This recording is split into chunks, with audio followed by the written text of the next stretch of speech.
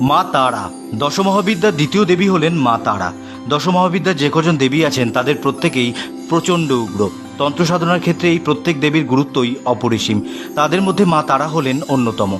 এহেন মায়ের সৃষ্টি কিন্তু কোনো কিছু বিনাশের জন্য হয়নি, বরং স্বর্গ মর্ত পাতাল এই তিন লোক এবং স্বয়ং মহাদেবের শরীরের বিষ ধারণ করার জন্যই হয়েছে। সমুদ্র মন্থনে বাসুকীর বিষে যখন সমস্ত ভুবন বিষাক্ত হয়ে ওঠে, দেবতা অসুর সহ সাধারণ মানুষের শ্বাস প্রশ্বাস যখন বন্ধ হয়ে যাওয়ার জোগাড়, তখন সেই মুহূর্তে দেবাদিদেব মহাদেব বাসুকীর থেকে নির্গত সমস্ত বিষ পান করেন।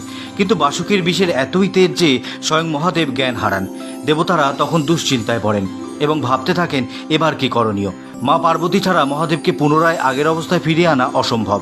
তখন দেবতারা মা পার্বতীর আহ্বান করেন এবং মা মহাদেবকে কোলে তুলে নিয়ে মাতৃস্নেহে মহাদেবকে নিজের দুগ্ধ পান করান। মাতৃদুগ্ধ যে অমৃতের সমান তা আর বলার অপেক্ষা রাখে না। মহাদেব এই অমৃত পান করে বিষমুক্ত হন এবং পুনরায় নিজের অবস্থায় ফিরে আসেন। যেহেতু মা তার দুগ্ধ পান করিয়ে মহাদেবের বিষ তারণ করেন, তাই তার নাম হয় তারিণী। তারণ কথার অর্থ হলো হরণ করা। পরবর্তীতে মা তারিণী এই জগৎ সংসারে মা তারা নামে প্রতিষ্ঠা পান। মা তারার কথা বলবো অথচ তারাপীঠকে বাদ দিয়ে সম্ভবই নয়। যদিও কারোর অজানা নয় মায়ের মহিমার কথা, যেখানে মা তারা স্নিগ্ধ ছোঁয়ায় মরা মানুষও জীবিত হয়ে যায়। মায়ের মন্দিরের পাশে মহাশ্মশানে বামদেব সহ আরও কত সিদ্ধ পুরুষ যে সিদ্ধিলাভ করেছেন তা গুণে শেষ করা যাবে না। মা তারা আপনাদের ভালো রাখুন।